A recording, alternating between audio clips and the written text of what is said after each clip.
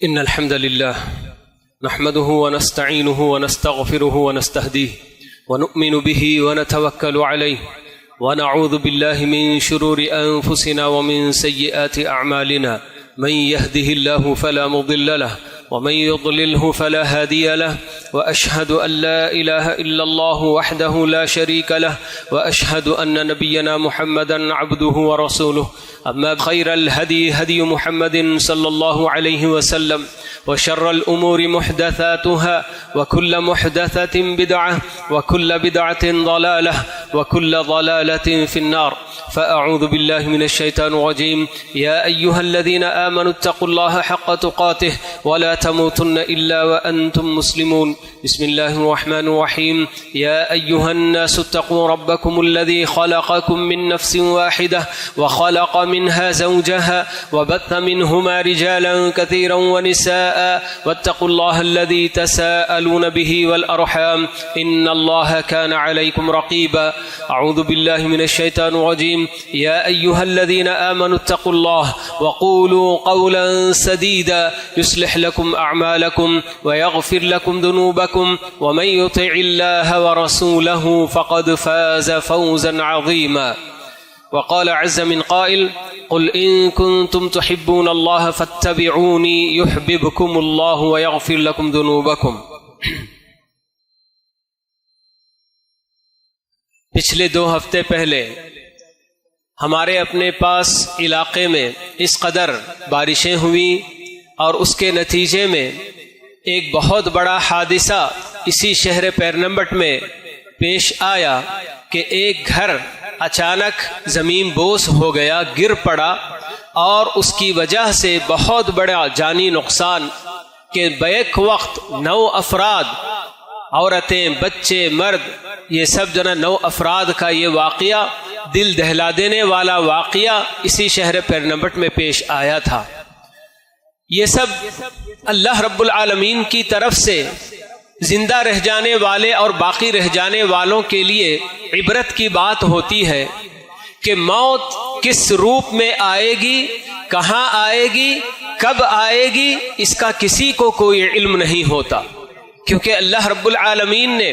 جو 5 باتیں جو غیب کی ہیں جن کا علم کسی کو نہیں ہوتا، تو اس میں اللہ تعالیٰ نے موت کا بھی شمار کیا، بتایا کہ وَمَا تَدْرِي نَفْسٌ بِأَيِّ أَرْضٍ تَمُوتُ، کہ کسی نفس کو یہ بات نہیں معلوم کہ اس کی موت کس سرزمین میں ہوگی، کب ہوگی، کہاں ہوگی، کوئی کسی کو معلوم نہیں. تو یہ اس طرح کے حادثات اچانک پیش آنے والے یا کسی اور طرح کے، تو یہ سب باقی رہنے والوں کے لیے، زندہ رہنے والوں کے لیے ایک طرح کی عبرت ہے کہ دیکھو آج ملک الموت آپ کو پار کر کے کسی اور کو انہوں نے ہدف بنایا، نشانہ بنایا ہے، اور کل اللہ تعالیٰ کا حکم ہوگا تو کسی اور کو پار کر کے آپ کو بھی نشانہ بنا سکتے ہیں اور آپ کی بھی روح قبض کر سکتے ہیں. تو یہ اللہ رب العالمین ہمیں اس طرح کے واقعات سے عبرت لینے کی بات بتاتے ہیں. تو جب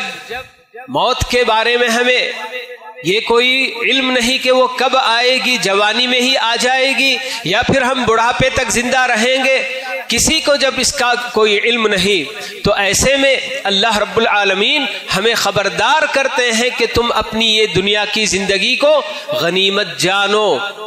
کہ اپنی اس دنیا کی زندگی کو اللہ کی مرضی کے مطابق گزارنے کی کوشش کرو، کہ اللہ تعالیٰ کی پسند اسے مقدم رکھتے ہوئے،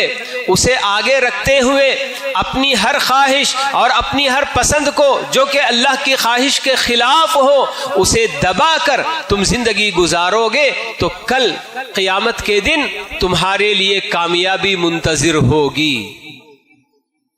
یہ ہمارے اپنے ایمان کا بنیادی تقاضا ہے، سب سے پہلا تقاضا کہ ہم لوگ جو اللہ اور اس کے رسول پر، آخرت پر ایمان رکھنے کا دعویٰ کرتے ہیں، تو اللہ تعالیٰ ہمیں بتاتے ہیں کہ اللہ تعالیٰ پر ایمان رکھنے میں یہ چیز داخل ہے کہ اللہ تعالیٰ سے محبت کی جائے. اور اللہ تعالیٰ سے محبت کا مطلب کہ اللہ تعالیٰ کے احکام اور اس کے قوانین سے محبت کی جائے. کیونکہ اللہ رب العالمین جو ہمارا اپنا خالق ہے، رازق ہے، پروردگار ہے، تو اس نے ہمارے اپنے ہی فائدے کے لیے ہماری اپنی فطرتوں کو جان کر کہ اس دنیا میں ہم انسانوں کو، اللہ نے بتایا کہ ہم انسانوں کو بسائے ہیں، تو دنیا کی فطرت کیا ہے، انسانوں کی فطرت کیا ہے، یہ سب جان کر اللہ رب العالمین نے ہماری اپنی دنیا اور آخرت کی سعادت کے لیے ہی اللہ تعالیٰ نے احکام دیے ہیں۔ تو اللہ تعالیٰ پر ایمان کا اولین تقاضا ہے کہ ہمیں اللہ تعالیٰ سے اور اس کے احکام اور قوانین سے ہمارے دلوں میں محبت پیدا ہو، اور اللہ تعالیٰ کے احکام اور قوانین سے محبت کی دلیل کیا ہوگی کہ ہم ہماری اپنی خواہشات، ہماری اپنی پسند کو قربان کر کے اللہ کی پسند کو اپنا لیں، عملی طور پر ہماری اپنی زندگی میں اللہ تعالیٰ کی مرضی کو شامل کر لیں۔ جیسے کہ ہمارے اپنے اسلاف صحابہ اور تابعین کی زندگیوں کا مطالعہ کرتے ہیں تو پتہ چلتا ہے کہ یہ صحابہ اور صحابیات جو کہ جاہلیت کے زمانے کی زندگی گزارتے گزارتے کس کس طرح کی برائیاں اور بڑے بڑے برے کام جس کی وہ عادت بنا لیے تھے، لیکن جیسے ہی اللہ رب العالمین پر ایمان لاتے ہیں، کلمہ توحید کا اپنی زبان سے اقرار کرتے ہیں، تو پھر اسی کے ساتھ اللہ کی محبت اس قدر ان کے دلوں میں گھس جاتی ہے، رچ بس جاتی ہے کہ پھر اس کے بعد اللہ کی مرضی کے خلاف کوئی کام کرنے کے لیے وہ کبھی تیار نہیں ہوتے۔ پہلی فرصت میں جس اللہ پر انہوں نے ایمان لایا اور جب انہیں بتایا گیا کہ آپ کی یہ زندگی، یہ طرز زندگی، جس طریقے پر آپ زندگی گزارتے ہیں، یہ طریقہ اللہ تعالیٰ کو ناپسند ہے اور اللہ تعالیٰ کو پسند یہ طریقہ ہے، فوراً اسے اپنا کر اپنے ان ساری پسند کو، اپنی ساری خواہشات کو پیٹھ پیچھے چھوڑ دیتے ہیں۔ تو یہ اللہ رب العالمین ہمیں حکم دیتے ہیں کہ یا ایھا الذین آمنوا لا تقدموا بین یدی اللہ ورسولہ واتقوا اللہ ان اللہ سمیع علیم، کہ اے ایمان والو اللہ اور اس کے رسول سے آگے مت بڑھو، کہ اللہ تعالیٰ جو کہتے ہیں وہیں رک جاؤ، اللہ تعالیٰ جو حکم دیتے ہیں اسے بجا لاؤ۔ اپنی خواہشات کو اگر آگے کرو گے تو مطلب یہ کہ آپ اللہ تعالیٰ سے محبت نہیں کر رہے ہیں۔ اللہ تعالیٰ کی محبت کی یہی دلیل ہونی چاہیے کہ اللہ تعالیٰ کے احکام سے ہمیں محبت ہو، اور یہ چیز اسی وقت ہمارے اپنے دلوں میں بیٹھ سکتی ہے جب ہمیں اللہ رب العالمین کے بارے میں صحیح طریقے سے علم ہو کہ اللہ تعالیٰ کون ہے، اس کی ذات کیا ہے اور اس کی صفات کیا ہیں، کہ اللہ رب العالمین تو وہ ذات ہے جو ماضی اور مستقبل سب اس کے سامنے یکساں ہے۔ اللہ تعالیٰ پر کبھی کوئی چیز پوری کائنات کی کہیں چھپ نہیں سکتی، اور اللہ رب العالمین بڑا حکمت والا ہے اور بڑا ہی حلیم ہے، رب رحیم ہے۔ یہ ساری باتیں جب ہمیں معلوم ہوں گی تو تب اللہ تعالیٰ کے ایک ایک حکم کے بارے میں ہمیں معلوم ہوگا کہ یہ اتنی بڑی حکمت والا پروردگار، رحمت والا پروردگار جب اس نے ہمارے لیے یہ قانون بنایا ہے تو لازمی بات ہے کہ وہ ہمارے حق میں بہتر ہوگا اور اسی میں ہماری اپنی بھلائی ہوگی۔ اس میں کوئی شک نہیں کہ اللہ رب العالمین کے احکام بجا لانے میں یقیناً ہمارے اوپر ہم کو جو تکلیف ہوتی ہے، ہمارے اوپر وہ شاخ گزرتا ہے، چاہے اللہ تعالیٰ کے فرائض اور واجبات بجا لانے کی بات کر لیں تو اس میں بھی آدمی کو مشقت ہوتی ہے، اور سب سے بڑھ کر برائیوں سے باز آنے کی جب بات آتی ہے تو اس میں تو اور بھی زیادہ آدمی کو مشقت ہوتی ہے۔ لیکن اسی لیے ہمیں بات بتا دی گئی کہ حفت الجنت بالمکارہ،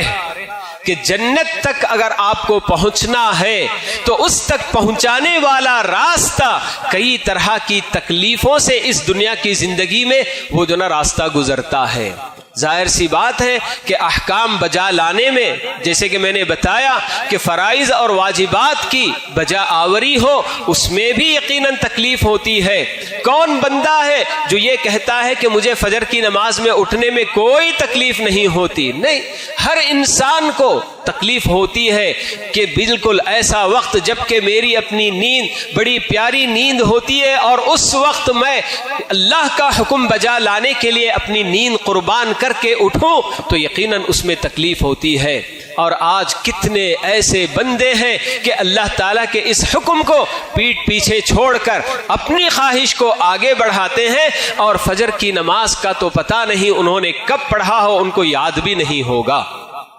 ہاں، عید کے دن پڑھنے کی بات ہوتی ہے، بہت سارے لوگ اس کے عادی ہیں، لیکن ایک عام جائزہ اگر معاشرے کا لے کر دیکھا جائے تو کتنے ایسے مرد اور عورتیں آپ کو ملیں گے جو فجر کے وقت میں برابر اپنے نیند کے آغوش میں بالکل پڑے رہتے ہیں اور ان کو فجر کی نماز کا بھی کوئی خیال نہیں رہتا۔ کتنے ایسے بندے جن کے دلوں میں مال کی محبت اتنی زیادہ ہوتی ہے کہ اللہ رب العالمین نے کیا کیا حقوق مال میں ہمارے اوپر عائد کیے ہیں معلوم کرنے کی بھی ان کو فکر نہیں ہوتی ہے، بس ان کی اپنی محبت مال سے ایسی ہوتی ہے کہ اللہ تعالیٰ نے اس مال کے کمانے کا کیا جائز طریقہ ہمارے لیے مقرر کیا ہے کوئی جاننے کی ان کو فکر نہیں ہوتی، جاننا بھی نہیں چاہتے ہیں۔ بس وہ یہ دیکھتے ہیں کہ میں جس طریقے سے مال کما رہا ہوں، میرے اپنے لیے مال کی بارش ہو رہی ہے، پیسہ میرے اپنے اوپر برس رہا ہے، بس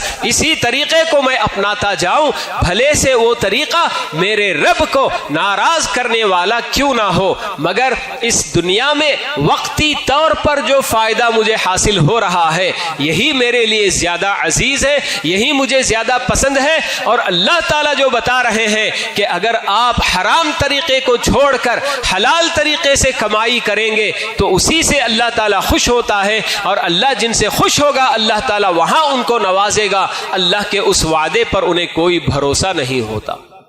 ایسا ہی لگتا ہے کہ عام طور پر برائیوں میں ملوث لوگ، جیسا کہ یہ معاملات غلط سلط معاملات کرنے والے، یا پھر اسی طرح سے بالکل جیسے کہ اللہ تعالیٰ کی مرضی کے خلاف عشق و معاشقے میں مبتلا ہونے والے، کوئی مرد کسی عورت کے ساتھ اپنی بیوی کے ساتھ خیانت کرتا ہے، کوئی بیوی اپنے شوہر کے ساتھ خیانت کرتی ہے، ان تمام کے اندر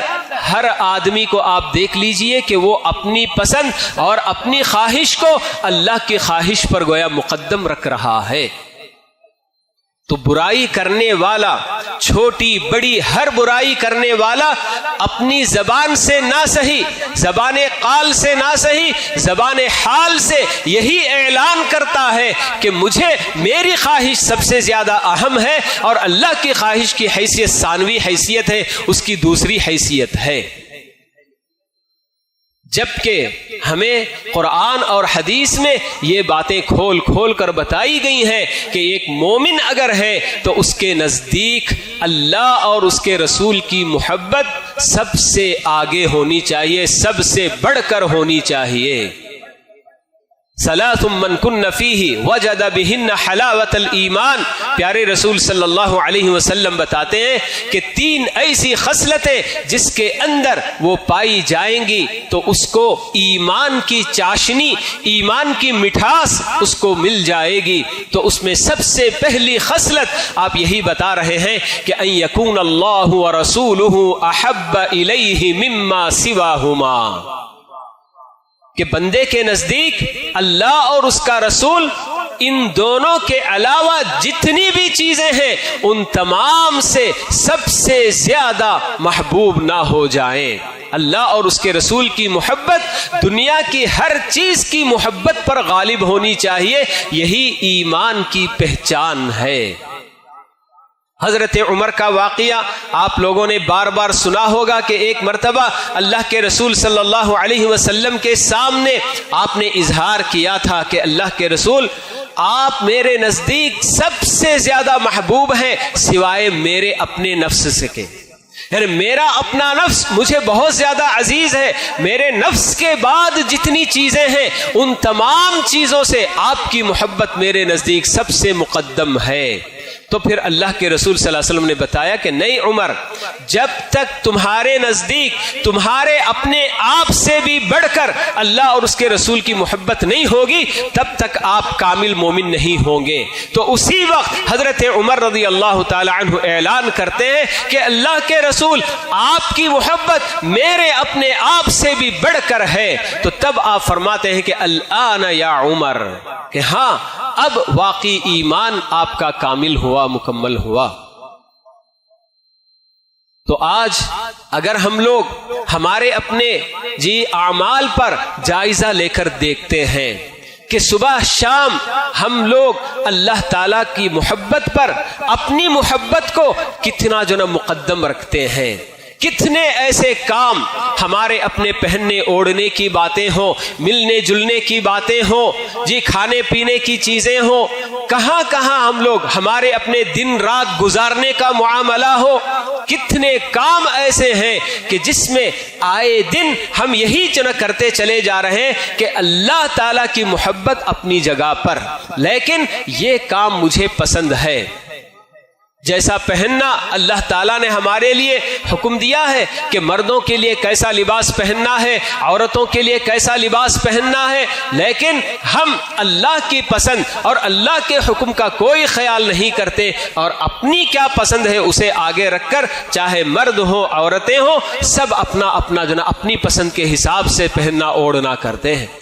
راتوں میں جاگنے کی بات ہوتی ہے کہ ہمیں بتایا گیا، اللہ کے رسول صلی اللہ علیہ وسلم کی سنت یہ ہوتی ہے کہ آپ عشاء کی نماز کے بعد بیکار باتیں کرنا پسند نہیں کرتے۔ ہاں دین کے تعلق سے کوئی آ کر پوچھ لیا یا صحابہ سے کوئی باتیں کرنی ہے تو آپ کر لیے، ورنہ آپ فوری طور پر سو جانا پسند کرتے تھے۔ لیکن آج ہم نے اپنا معمول یہی بنایا ہوا ہے کہ رات کے 12، 1، 2 بجے تک بالکل جاگتے رہنا۔ اور کس کام میں جاگتے رہنا میرے بھائی؟ اگر واقعی اللہ رب العالمین کی عبادت کرتے ہوئے قرآن مجید ہاتھ میں پکڑ کر قرآن مجید کی آیتیں پڑھتے ہوئے اسے سمجھنے کی کوشش کرتے ہوئے اسے یاد کرنے کی کوشش کرتے ہوئے اگر ہم کریں تو بالکل بات معقول ہے، اچھی بات ہے، لیکن ہمارے اپنے ہاتھوں میں کیا ہوتا ہے ہم سب جانتے ہیں کہ چھوٹے بڑے مرد عورتیں سب کا یہی حال ہوتا ہے کہ ہماری اپنی راتوں کا بیشتر وقت بالکل بیکار کے کاموں میں ہی گزر جاتا ہے، اور پھر اس کے بعد رات میں دیر سے سونے کا نتیجہ ہوتا ہے کہ صبح میں ہماری آنکھ فجر کی نماز کے لیے کیسے کھل سکتی ہے؟ تو ایسے ہماری اپنی زندگیاں اللہ رب العالمین کی محبت چھوڑ کر ہماری اپنی ہی محبت کو آگے رکھ کر ہم زندگیاں گزارتے چلے جا رہے ہیں۔ تو جیسے واقعات ہمیں بتا رہے ہیں آئے دن کس کس طرح کے حادثات ہو رہے ہیں اور کیسے کیسے لوگوں کی جانیں چلی جاتی ہیں، آدمی کو توقع بھی نہیں ہوتی ہے کہ یہاں میری جان چلی جائے گی اور اچانک اس کی موت ہو گئی۔ تو اسی لیے ہمیں اللہ رب العالمین خبردار کرتے ہیں کہ موت آنے سے پہلے آپ کے اپنے پاس زندگی کی جو نعمت ہے اسے غنیمت جان لو۔ حیاتک قبل مماتک، پیارے رسول صلی اللہ علیہ وسلم وہ جو 5 چیزیں جسے غنیمت جاننے کی آپ نے بات بتائی کہ دوسری اور 5 چیزیں اس کی جگہ لینے سے پہلے، تو اس میں آپ نے بتایا کہ اپنی زندگی کو اپنی موت کے آنے سے پہلے غنیمت جان لو۔ تو موت یہ اللہ رب العالمین کے علم میں ہے بس۔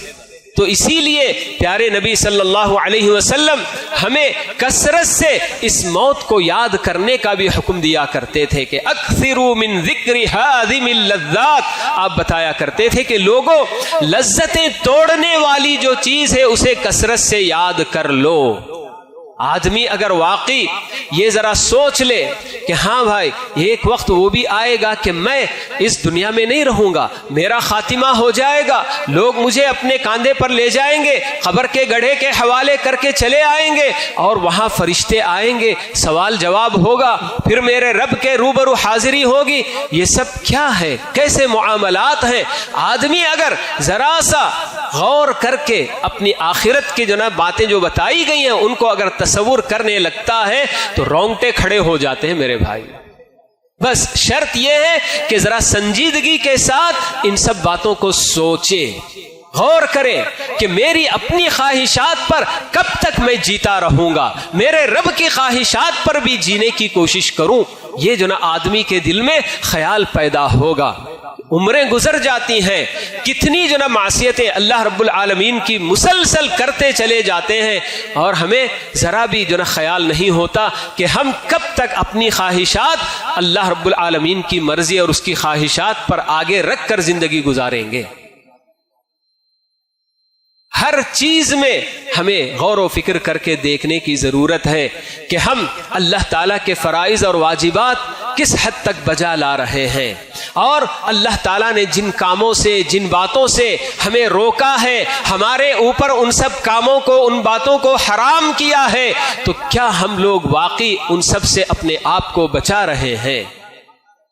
کوئی کسی اور کو دیکھنے کی کسی کی ضرورت نہیں ہے. ہر آدمی اپنے اپنے گھر کے ہر فرد کو اپنا جائزہ لینے کی ضرورت ہے. باپ کو بیٹے کو دیکھنے کی ضرورت نہیں، بیٹا باپ کو دیکھنے کی ضرورت نہیں کہ یہ کر رہا ہے تو مجھے کیا ہے. نہیں، ہر آدمی اپنا اپنا مسئول ہے.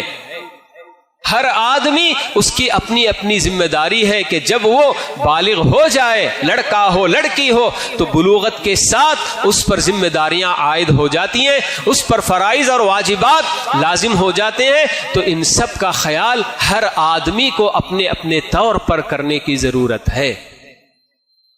تو جب یہ بات ہوگی تو تب یقیناً اللہ رب العالمین ہماری اپنی دنیاوی زندگی کی سعادت کی بھی اللہ تعالی ہم کو بشارت دیتے ہیں کہ جو لوگ اللہ رب العالمین پر ایمان لائے، مرد ہو عورت ہو، اللہ تعالی یہی بتاتے ہیں لَنُحْيِيَنَّهُمْ حَيَاةً طَيِّبًا، کہ جو لوگ اللہ پر ایمان رکھتے ہیں، چاہے وہ مرد ہوں کہ عورتیں، اور اللہ کی مرضی کے مطابق نیک اعمال کرتے جاتے ہیں، تو ایسے بندوں کو اللہ رب العالمین بشارت دے رہے ہیں کہ ہم انہیں پاکیزہ اور بہترین زندگی ان کو عطا کریں گے. مگر اس کے لیے شرط یہی کہ بندہ اپنی قربانیاں دے، اپنی خواہشات کی قربانیاں دے. اور یہ خواہشات کی قربانی کس کے لیے دینا ہے؟ اللہ کی خاطر، اللہ کو خوش کرنے کے لیے، اللہ کی خواہشات کو اپنانے کے لیے، اللہ کی مرضی کو اپنانے کے لیے اپنی خواہشات اور اپنی جو کہ محبوبات کی بندے کو قربانی دینی ہے. تو اللہ رب العالمین ہماری اپنی زندگیوں کی بہترین زندگی کی جو بشارت اور جو ضمانت دے رہے ہیں. تو آج کتنے بندے اپنی اپنی جگہ پر پریشانیوں کی زندگیاں گزارتے ہیں، تو اپنی جگہ اس کی وجہ یہی کہ وہ اللہ رب العالمین کا احترام جیسے کرنا چاہیے، جیسے اس کے احکام کو بجا لانا چاہیے، نہیں بجا لا رہے ہیں. تو ایسی صورت میں یقیناً ایسی بات ہوتی ہے، زندگی میں پریشانیاں لاحق ہوتی ہیں. تو اللہ رب العالمین کی محبت اور اس کی اپنی خواہشات کو مقدم رکھنا، یہ صرف پریشانی کے حالات میں نہیں، جیسا کہ بہت سارے لوگ اس کے بھی عادی ہیں، جب ان کو پریشانی لاحق ہوتی ہے تو اللہ یاد آتا ہے. یہ خود اللہ تعالیٰ انسانوں کی فطرت قرآن مجید میں بتاتے ہیں کہ جب انسان کو تکلیف پہنچتی ہے وَإِذَا مَسَّ الْإِنسَانَ الضُّرُّ دَعَانَا لِجَنبِهِ قَائِمًا أَوْ قَاعِدًا. اللہ تعالیٰ بتاتے ہیں کہ یہ بندہ انسان بھی کیسا عجیب کیسی فطرت پایا ہے کہ جب اسے تکلیف پہنچتی ہے اللہ تعالیٰ کہتے ہیں کہ اٹھتے بیٹھتے لیٹتے ہر حال میں ہمیں یاد کرتا ہے، اللہ اللہ کرتے رہتا ہے. لیکن اللہ تعالیٰ آگے بتاتے ہیں کہ پھر جیسے ہی ہم اس کی تکلیف کو دور کر دیتے ہیں، اس کی عاجزی، اس کے گڑ گڑانے کو قبول کر کے اس کی تکلیف جب دور کر دیتے ہیں، تو پھر وہ تو ایسا بالکل نکل جاتا ہے جیسے کبھی اس کو کوئی تکلیف آئی نہیں اور تکلیف میں اس نے رب کو یاد نہیں کیا، بالکل ایسے بن جاتا ہے. تو ہماری اپنی یہ محبت اللہ تعالیٰ کی اور اللہ کے احکام سے، یہ ہمارے سارے حالات میں چاہے کتنے بگڑے ہوئے حالات کیوں نہ ہوں، ہر حال میں ہمیں اللہ تعالیٰ کی محبت کو مقدم رکھنا ہے. اللہ تعالیٰ کے احکام سے ہمارے اپنے دلوں میں محبت ہونی چاہیے، اسے بجا لانے کی ہر حال میں ہمیں کوشش کرنی چاہیے. چاہے ایسا لگے کہ ہمیں دنیا کا خسارہ نظر آتا ہے، بہت سارے ایسے بندے ہوتے ہیں کہ جن کی کمائی کتنے جو نا لاکھوں میں ہوتی ہے، مگر وہ طریقہ غلط ہوتا ہے، مگر اسے چھوڑنے کے لیے بندہ تیار نہیں ہوتا کہ اگر میں نے یہ چھوڑ دیا تو اتنی بڑی تنخواہ اور اتنا بڑا جو نا کیا اتنی بڑی رقم مجھے کہاں سے مل سکتی ہے، کیسے میں حاصل کر سکتا ہوں۔ یاد رہے کہ پیارے نبی صلی اللہ علیہ وسلم ہمیں یہ بھی بتاتے ہیں کہ جو بندہ اللہ تعالیٰ کو ناراض کرنے والا کام اللہ کو خوش کرنے کے لیے اگر بندہ چھوڑ دیتا ہے تو اللہ رب العالمین اسے اس سے بہتر ضرور عطا کریں گے۔ بس ایمان کی بات ہوتی ہے کہ بندے کے دل میں کتنا یقین ہوتا ہے اللہ کے رسول کی اس بات پر، کتنا اسے بھروسہ ہے اپنے رب پر کہ میں اگر رب کی خاطر رب کو ناراض کرنے والا کام چھوڑ دوں تو میرا رب مجھے اس سے بہتر عطا کرے گا۔ یہ پورے ایمان اور یقین کے ساتھ اگر کرے گا تو ضرور اس کو وہ چیز نظر آئے گی۔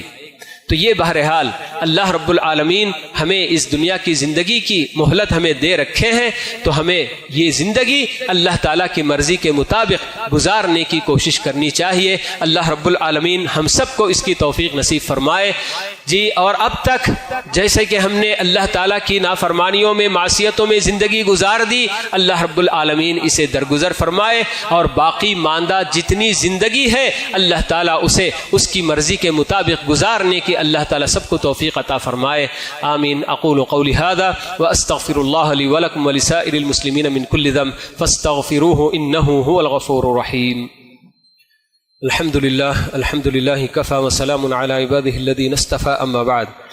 اللهم صل على محمد وعلى آل محمد كما صليت على إبراهيم وعلى آل إبراهيم إنك حميد مجيد اللهم بارك على محمد وعلى آل محمد إبراهيم إنك حميد مجيد وارض اللهم عن الخلفاء الراشدين الأئمة المهديين أبي بكر وعمر وعثمان وعلي وعن سائر أصحاب نبيك أجمعين والتابعين لهم بإحسان إلى يوم الدين وعنا معهم بمنك وكرمك وإحسانك يا أكرم الأكرمين ربنا آتنا في الدنيا حسنة وفي الآخرة حسنة وقنا عذاب النار ربنا ظلمنا أنفسنا وإن لم تغفر لنا وترحمنا لنكونن من الخاسرين ربنا لا تزغ قلوبنا بعد إذ هديتنا وهب لنا من لدنك رحمة إنك أنت الوهاب اللهم آت أنفسنا تقواها وزكها أنت خير من زكاها أنت وليها ومولاها اللهم يا رب اللهم يا مقلب القلوب ثبت قلوبنا على دينك يا مسرف القلوب